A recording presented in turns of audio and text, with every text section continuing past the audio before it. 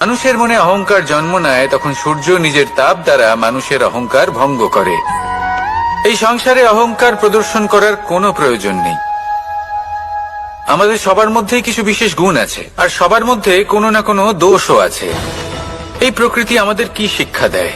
কেউ একে অপরের সাথে লড়াই করে না, একে অপরের জন্য বাধা সৃষ্টি করে না, শুধু নিজের কর্ম করে। সূর্য নিজের প্রকাশ দ্বারা বনস্পতি এবং গাছপালাকে জন্ম দেয়। মেঘ বর্ষা সৃষ্টি করে লুপ্ত হয়ে যায়, আবার নির্মিত হয়।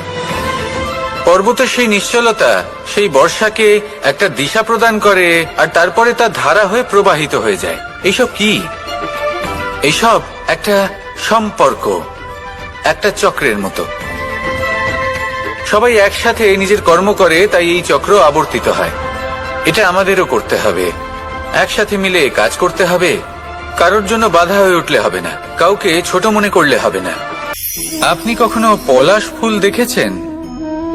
কি সুন্দর দেখতে, লাল রক্তবর্ণ, উজ্জ্বল, কিন্তু এতে কোনো সুগন্ধ নেই। সেই জন্য ওকে শুধু চোখ ভরে দেখতে ইচ্ছে করে। দেখবেন তাকে কিন্তু পুজোতে ব্যবহার করা হয় না, এই ফুল দিয়ে মালা বানানো হয় না। সেরকমই আমাদের জীবনে এমন অনেক ব্যক্তি রয়েছেন যাদেরকে সম্মান অর্জন করতে হয়। যদি আপনি কোনো উচ্চ বংশে জন্ম নিয়ে থাকেন এবং আপনার কাছে সবকিছু থাকে, ধন ঐশ্বর্য থাকে, সবকিছু আপনি আগে থেকেই পেয়ে গেছেন, তাও কিন্তু এই সংসার আপনাকে সম্মান দেবে না। ততক্ষণ পর্যন্ত দেবে না যতক্ষণ না আপনি নিজের অন্তরে গুণ জাগ্রত করছেন।